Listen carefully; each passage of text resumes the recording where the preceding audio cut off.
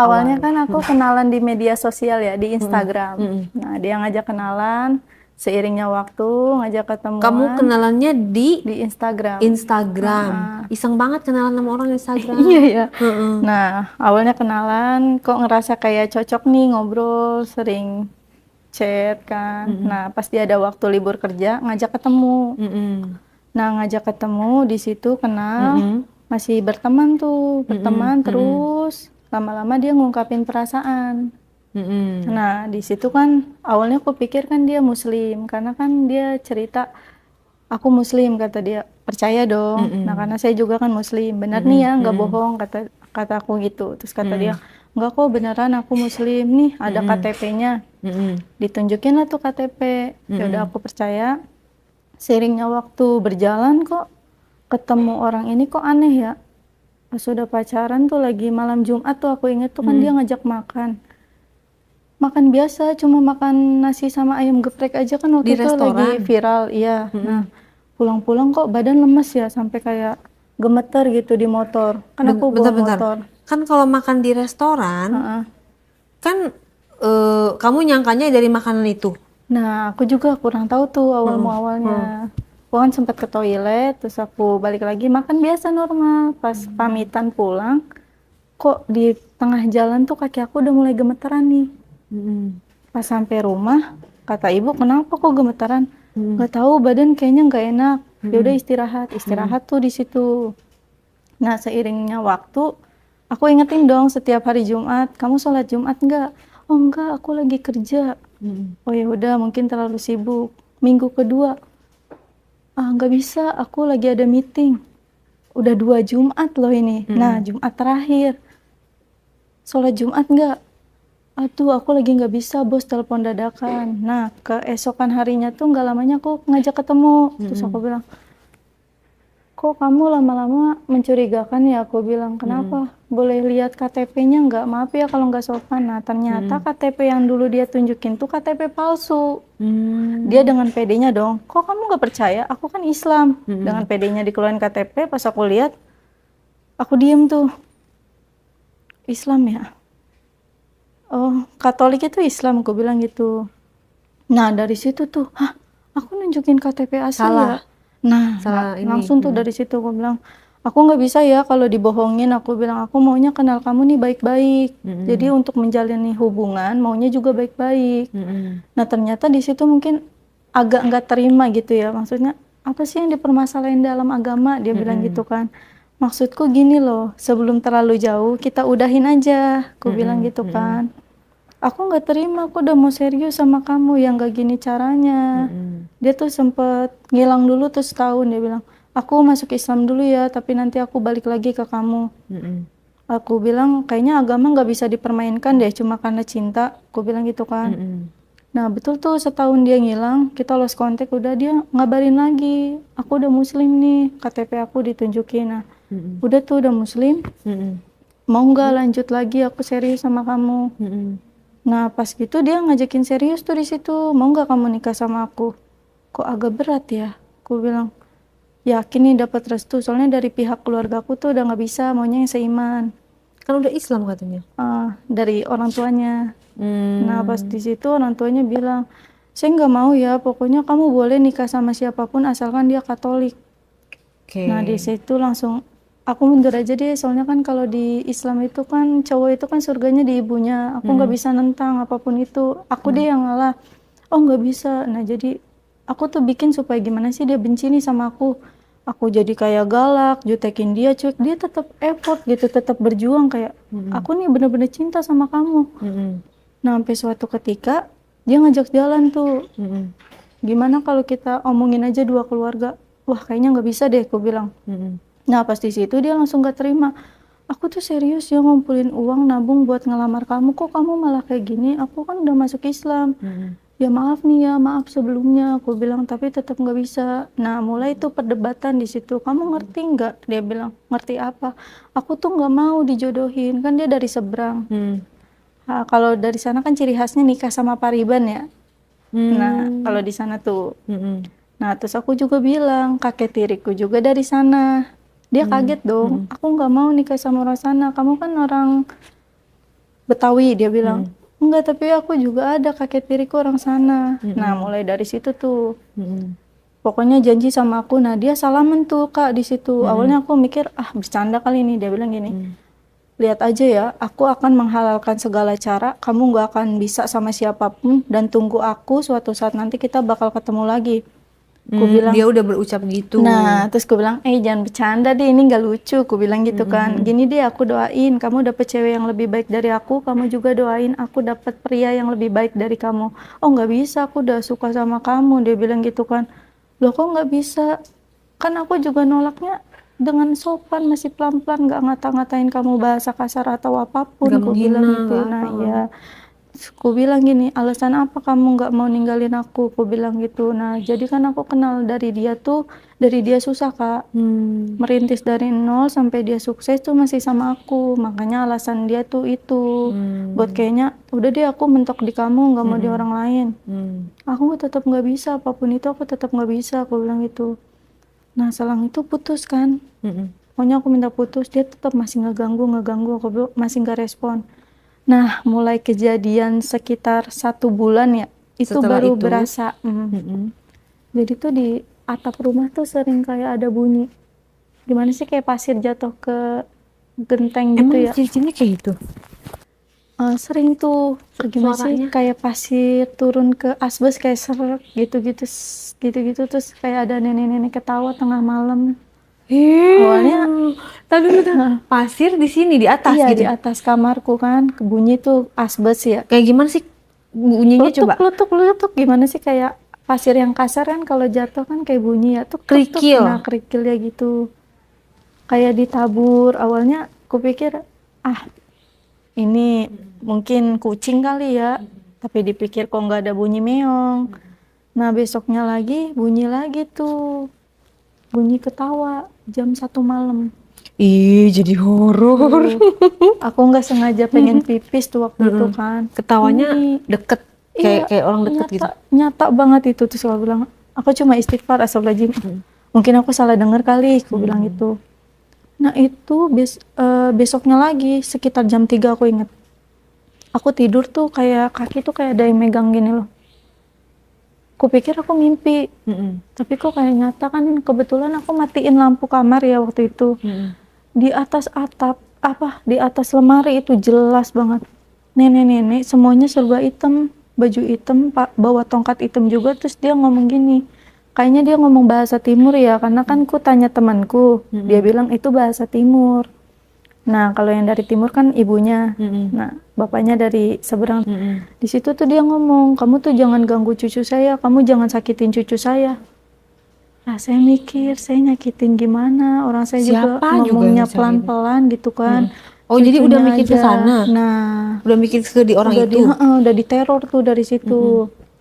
Kayak kok ini orang apa bukan ya, kayak ini mimpi nggak sih? Tapi nyata gitu, tapi serem kayak nggak bisa jawab, cuma kayak diem aja. Nggak pingsan, nggak shock? Enggak, cuma Gue kalau ditatungin gitu bisa pingsan loh. itu langsung nggak lamanya kan hilang.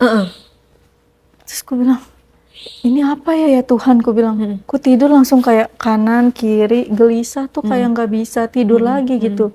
Nah besok paginya tuh ibu mulai gelagat aneh nih ngelihat aku, katanya kok nama dia disebut-sebut terus. Nama dia sama kamu? Nama mantanku tuh terus Oh, disebut-sebut. kamu nggak sadar? Antara sadar nggak sadar, tapi kayak pas diginiin ibu langsung istighfar deh, astagfirullahaladzim. Kamu tuh dari tadi ngomongin dia aja. Apa iya? Aku bilang gitu. Terus masih diam. Nggak mungkin dia iseng, ini halusinasi kali, kupikir gitu kan. Nah seiringnya waktu sempet ngechat lagi kan. Kamu lihat nanti ya, kamu nggak akan langgeng sama cowok, sama siapapun itu. Oh, jadi dia kayak masih neror gitu. Aku bilang, jangan kayak gitu dong. Aku bilang, aku udah coba ikhlasin nih, lupain kamu. Kamunya juga harus ikhlas. Aku bilang gitu kan. Selang berapa bulan ya, 8 bulanan tuh aku mulai deket tuh sama orang. Nah sempet pacaran juga. Dia tahu. Tiba-tiba dia ngabarin, kamu lagi deket ya sama orang di Instagram. Kaget dong. wah kayaknya udah nggak beres nih, kayaknya aku blokir aja kan, aku hapus pertemanan udah. Jadi dia kayak bener-bener mantau Tahu, banget ya. dia tahu. Mm-mm. Anehnya tuh dia tahu. Nah, ternyata yang pas ngedeketin aku itu kan nggak sengaja. Kita baru 4 bulanan deh, kalau nggak salah 4 bulan pacaran. Dia suruh datang ke rumah uaknya di Bogor. Kebetulan uaknya haji dan bisa baca pikiran. Pokoknya bisa baca deh. Pas nggak sengaja dia tuh diteleponin dari 3 bulan pacaran sama aku tuh udah diteleponin ke Bogor deh, coba ke Bogor. Dia bilang, maaf Wak, lagi nggak bisa, lagi sibuk kerja. Nah, ke titik 4 bulannya nih, dia ke Bogor. Dia bilang, Wak, kok aku ngerasa kayak nggak beres ya, kenapa? Jadi dia tuh sering dimimpiin sama aku, tapi ditarik sama cowok lain dalam mimpi itu. Nah, dibacalah tuh sama uaknya, itu mantannya. Coba tanya deh ciri-cirinya sama nggak? Awalnya kan dia diem dulu dong. Pas nggak lama dari sana, masa sih, Wak? Nggak mau seujun nih, nanti dosa. Dia bilang gitu kan. Ya udah tuh dia ngomong tuh pelan-pelan, maaf ya, maaf banget. Kamu ada masalah ya sama orang? Hah, masalah apa ya? Aku ngerasa aku nggak punya masalah. Aku bilang, masa lalu kamu nih belum ikhlas. Dia datangin ke mimpi aku, kata uak aku suruh ninggalin kamu, soalnya nggak beres juga kalau dilanjutin. Dia kuat, maksudnya magicnya tuh dia kuat, dia sampai pergi kemana-mana. Karena mungkin dari dukungan duitnya juga ya, yang kayak dia harus kesini nih, harus kesini. Terus gue bilang, astagfirullahaladzim, mau sampai kapan gitu kan. Terus gue bilang, nggak mungkin lah, masa aku bilang gitu kan. Bener, dia selalu neror, dia bilang. Nah, dari situ diriku agak mengganjal nih. Kebetulan temanku pulang merantau dari Papua. Nah, sama-sama orang seberang, dibaca lah sama dia. Lu nih udah diikat.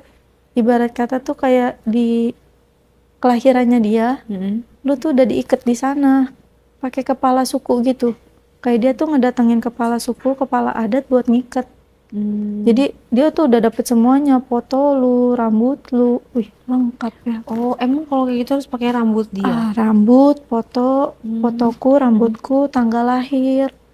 Gue bilang, waduh semuanya pokoknya udah kena deh, kata dia. Kayaknya maaf nih nggak bisa bantu, soalnya kan satu marga. Kalau di mereka tuh kan kalau satu marga nggak bisa, nggak boleh ikut campur kayak masing-masing. Duh gimana ya, gue bilang. Sempet tuh cari juga ke orang, gimana ya, aku awalnya nggak percaya nih, tapi sering dimimpiin dia kan. Terus ya gimana ya, kata dia, dianya juga kuat, coba deh kamu berserah diri sama Allah. Ya dia kan Katolik ya, sebenarnya kan di Katolik itu kan nggak percaya, karena dia memang indigo anaknya. Dia jujur kalau dia indigo tuh waktu itu, yang diriku sempat desak juga, kok kamu bisa tahu sih gini, aku jadi curiga, kamu tuh sebenarnya siapa? Aku ini sebenarnya indigo. Emang ada ya anak indigo, aku bilang gitu kan. Sempet tuh ketemu lagi tuh setelah aku putus sama dia, aku bilang kita baikan ya, baikan. Nggak bisa, kata dia, kamu harus nikah sama aku. Wah, pokoknya setiap kamu kenal cowok pasti gagal. Terus aku bilang jangan kayak gitu dong, aku juga sempat trauma gitu kan. Ibuku juga udah khawatir, karena kan dulu almarhum kakek juga diisengin sama orang karena warisan. Karena kan dulu, zaman dulu kan kalau cowok itu warisannya paling banyak ya. Nah kakekku tuh diisengin, jadi dibikin muntah darah. Setiap kumatnya itu muntah darah bisa 1 ember, itu darah semua. Ya Allah, ya Tuhan. Nah ibuku trauma di situ. Jangan sampai nih anak aku dipelet atau disantet. Coba dia cari orang bisa kan gitu.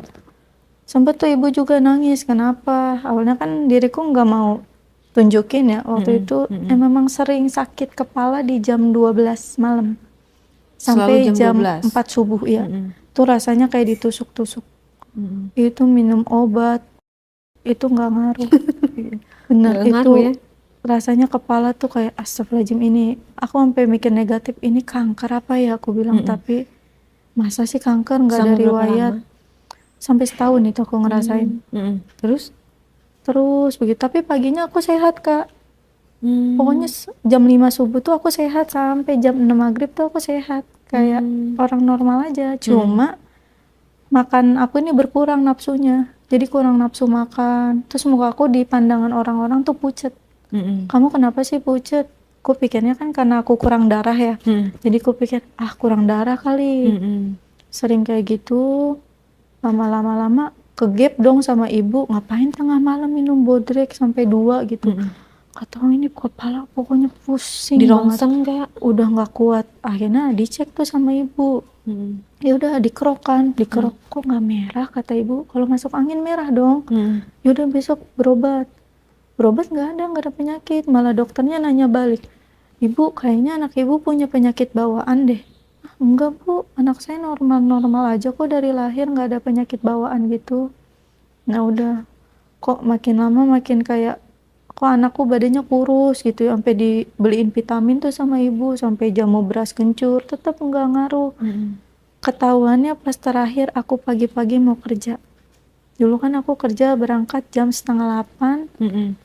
Aku habis sarapan tuh baru minum, aku berdiri aku langsung muntahnya udah kelepasan, gak kuat, aku gini. Nah aku diem dong. Ibuku langsung, ih jorok banget sih, muntah aku ditaruh di tangan. Ditahan gitu ya. Aku diem tuh Nggak berani gemeteran, bilang. langsung pasti lihat, astagfirullahaladzim, ibuku langsung jatuh tuh lemas, darah segini kak. Terus langsung kata ibuku, kamu punya penyakit paru-paru, kan bapakku kan dulunya ngerokok, dipikirnya apa ketularan ya. Enggak deh, aku bilang aku biasa aja. Besoknya dirongseng, normal, nggak ada penyakit apa-apa. Akhirnya ibuku diem tuh kayak ngelamun, hari-hari tuh kayak pengen nangis tapi ditahan, kayak langsung tuh dia cerita, jangan sampai ya kamu kayak kakek kamu digituin. Kenapa emang? Gara-gara gini. Akhirnya karena kenal temen kan suka ikut ngaji-ngaji, coba deh minta tolong ibu bawa dong Cia ini berobat, ibu takut karena kan anak satu-satunya, ibu nggak mau kehilangan. Nah berobat lah tuh, diajak sama ke Bogor juga, tapi agak pedalaman arah ke Gunung Salak. Nah terus dibaca tuh sama dia, karena ada orang yang iseng mau ngancurin rumah tangga ibu bapakku. Mungkin di mata dia kelihatannya harmonis, waktu itu pengen buat berantakan. Tadinya tuh mau ngincer bapak aku, tapi ya karena aku di situ posisinya lagi PMS, lagi lemah-lemahnya, bapak aku lagi keluar, aku yang kena. Jadi bukan karena dari mantan kamu itu? Bukan, kalau yang santet itu dari orang lain, mau iseng ke bapak, terus aku kena. Nah, terus? Makanya orang itu bilang, jangan sampai ada yang tahu kalau lagi PMS, karena santet sama pelet itu cepet. Kalau buat ngirim-ngirim tuh di jam-jam lagi lemah ya. Nah udah tuh dari situ dibaca lagi sama dia, ada lagi satu hal, kenapa ada yang masih dendam sama kamu. Ku tarik napas dong. Dendam siapa? Cowok. Ku bilang iya. Kenapa? Pada intinya sih cuma satu bu, dia bilang waktu itu. Saya jujur aja ya, maksudnya mungkin Allah udah kasih jalan nih Cia kesini, kan aku sama ibu aku juga dikasih tahu bahwa dia nih ngikat si Cia ini udah banyak. Jadi dia hitungannya pakai per tahun, dimana hitung-hitungan kelahirannya dia tuh dikaliin. Jadi dia bilang sih abisnya tuh di 33. 33 apa tuh? 33 tahun usia aku. Sekarang kan 26. Oh iya? Nah jadi banget. Iya, kata dia tuh kan karena sesuai permintaan dia gitu ya? permintaan dia, karena kan setiap permintaan santet pelet itu kan ada waktu-waktunya.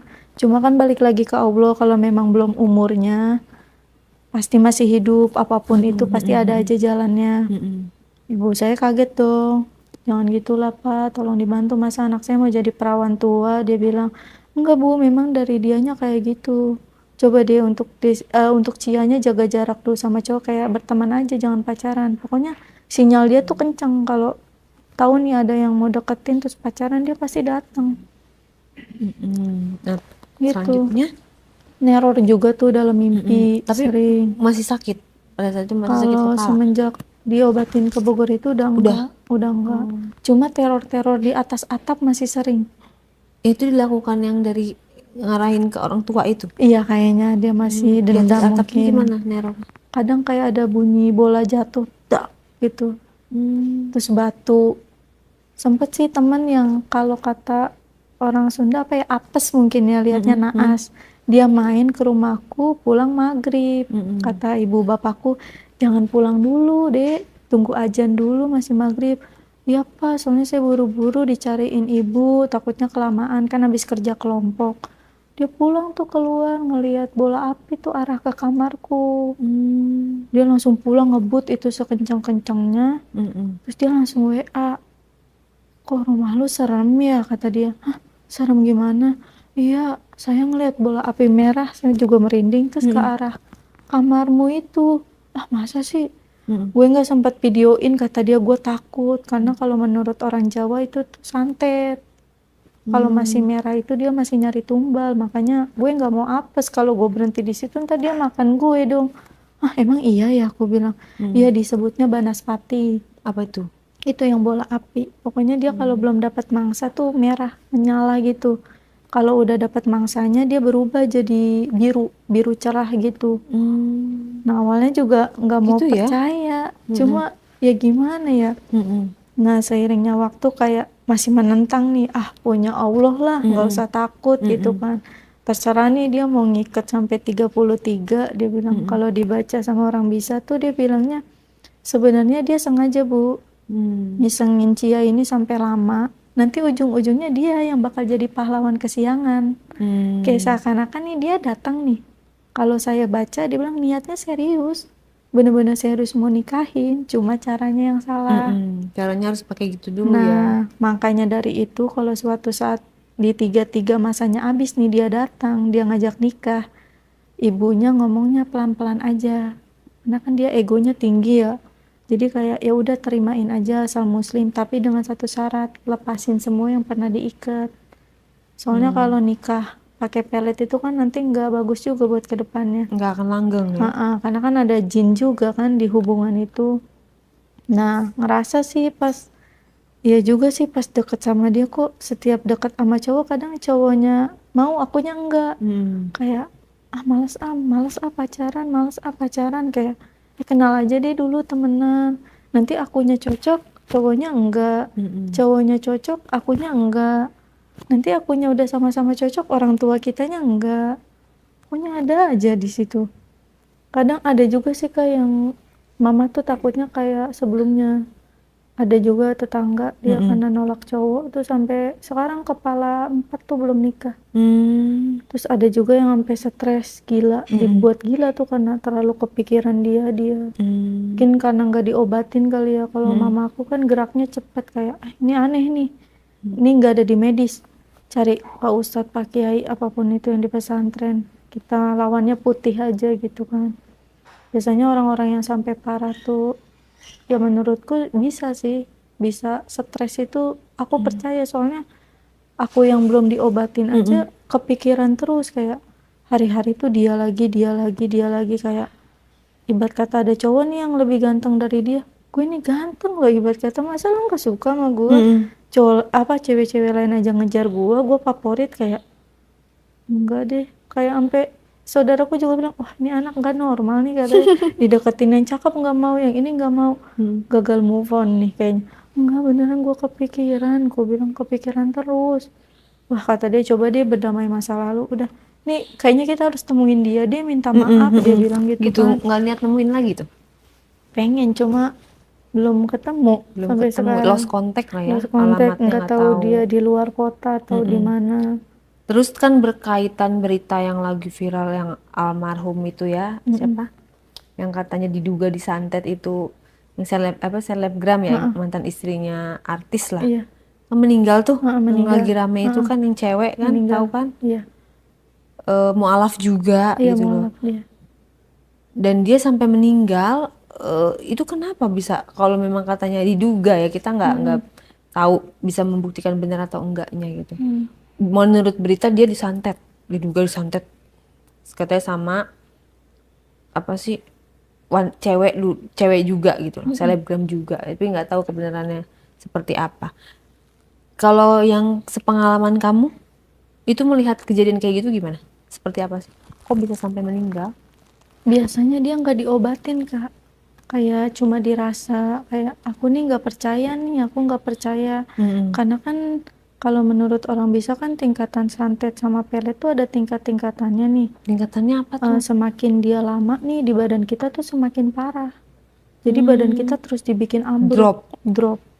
Nah, jin itu gampang nih nyerangnya kalau kita udah lemah, udah drop. Dia kan saking udah ngedropnya kan sampai di rongsen pun muncul ya, Iya. silet. Heeh. Itu biasanya dia udah titik Parah. terparah, Dan dia katanya titik mengalami terparah. pendarahan kan, Iya. mengalami pendarahan yang hebat gitu. Nah, kadang penyakit kayak gitu juga bisa, kalau orang nggak tahu sih, kayak dibikin medis. Kayak aku nih contohnya yang kemarin dibuat muntah darah. Kalau orang kan pasti mikirnya TBC nih pasti paru-paru, ternyata pas di rongsen normal. Jadi yang menurut kita nggak normal jadi normal gitu penyakit. Kadang mikir kok bisa ya, Iya. terkadang gimana ya, namanya hidup buat jadi pelajaran aja. Ibarat kata kita aja nggak nyenggol orang, orang bisa kayak gitu sama kita. Gimana kalau kita nyenggol orang gitu kan. Kayaknya yang terakhir almarhum cerita tuh dia mau pasrah ya, dia tuh kayak nggak mau ngelawan. Terakhir dia kan katanya dicolek ibu-ibu udah parah. Nah pas dia bilang udah parah, ya udah deh saya pasrah, saya nggak mau berobat, emang udah jalannya. Itu cuma kan biasanya kalau orang-orang bisa gitu nggak disebutin nama sih, biasanya kayak disebutin ciri-cirinya terus kita mikir sendiri. Nih yang isengin kamu tuh misalnya ciri-cirinya tinggi, warna kulitnya gini, potongan rambutnya detail disebutin sama dia. Saya nggak mau nyebutin nama soalnya takut ada dendam, biasanya kayak gitu. Makanya dari si bapak itu sebutin ciri-cirinya, wah ini mah mantan saya yang ditolak nikah, udah fix ciri-cirinya sama banget, udah nggak ngebuang sama sekali. Biasanya dari situ. Antara ada dan tiada, percaya tidak percaya ya kalau kayak gitu ya. Iya. Mau dibilang medis pun sampai yang berita kemarin aja menjadi medis karena apa, Iya. pas di rongsen memang ada benda asing yang ada di dalam tubuhnya dia dan dia mengalami pendarahan gitu. Sakit lah intinya kan ya. Di apa, divonis sakit, cuma Iya. sakitnya apa tidak dijelaskan secara medis. Nah, Sebenarnya benar-benar makanya. sakit gitu. Coba kok netizen komen ya, kalian percaya nggak sih gitu loh, kita terus gimana sih gitu loh menghadapi hal-hal kayak gini. Kalau aku sih ya antara percaya dan nggak percaya ya gitu loh, nggak percaya sebenarnya, tapi banyak yang mengalami gitu kan. Iya, jadi awalnya Wallahu juga alam. aku nggak percaya karena ngerasain, oh gini ya rasanya. Itu emang nggak enak banget sih menurut aku, karena kalau dipikir-pikir kejadian kemarin medis kan nggak masuk akal dong. Kita masa sih makan bisa nyampe ke usus, mustahil dong. Seorang kita kan, kita bukan kuda lumping gitu kan, ibarat kata manusia biasa makan nasi. Makanya pas dengar kejadian itu kayak shock, karena aku ingat, ya Allah Kak, aku pernah di posisi kamu, cuma bedanya aku cuma Allah masih berkehendak lain, kayak kamu masih umurnya deh, makanya panjang. Itu kejadian 2017 aku muntah darah. Oke, nah untuk kamu ke depannya nih kan, bagaimana kamu menjalani hidup ke depannya dengan kamu dibilang masih nempel tuh si pelet itu sampai umur 33 tahun? Kalau aku sih dikasih nasihat ya, kan suka sharing-sharing, terus lihat-lihat cerita di TikTok gitu. Ternyata peluntur pelet, terus kayak santet itu cuma satu sih, kayak kita berbuat baik, rajin ibadah, sama sedekah, itu kuncinya sih. Dan itu seiringnya waktu akan luntur. Oke, berarti bagus ya, berbuat baik bagus, rajin ibadah bagus, Iya. sedekah juga bagus. Yang bisa kamu bagikan untuk orang-orang supaya jangan sampai gitu ya, apa yang kamu alami ini cukup jadi pembelajaran buat yang lain gitu, jangan sampai kena gitu ya, yang namanya pelet dan santet. Apa yang bisa kamu kasih ke orang-orang? Pesan dari aku sih ya, pokoknya siapapun manusianya, apapun kita hidup bertemu dengan siapapun, kita tetap baik aja deh. Karena kita baik aja kita masih disenggol gitu ya. Percaya nggak percaya, dan itu nyata, dan aku merasakan. Pada intinya untuk yang kaum-kaum muda di zaman sekarang, mungkin agak ditata bahasanya untuk menolak gitu kan. Mana tahu dengan kata kita sopan menurut dia sakit hati, karena kan menurut laki-laki mungkin, ah masa sih saya ditolak, mungkin masih nggak terima atau gimana. Jangan sampai kejadian ini tuh terjadi sama kalian juga, dan sumpah ini rasanya nggak enak yang namanya dipelet. Terima kasih juga untuk doaku dan doa ibuku mungkin ya, yang bisa bertahan aku sampai sekarang, dan Allah masih kasih panjang umur lah, udah bersyukur banget. Terus terima kasih juga dikelilingin orang-orang baik yang kayak saudara-saudaraku yang awalnya nggak percaya, karena dengar ceritaku dia jadi kayak respect, percaya, kayak yaudah deh serahin aja sama Tuhan. Pada intinya tetap percaya sih Allah itu ada, dan mungkin ini cobaan kali ya, cobaan untuk setiap umat yang beda-beda. Intinya itu aja sih. Intinya kalau ada orang jahat sama kita, kita jangan dendam deh, biar nanti seiringnya waktu Allah juga pasti ngerti. Mungkin cara menguji kesabarannya ya cara ini.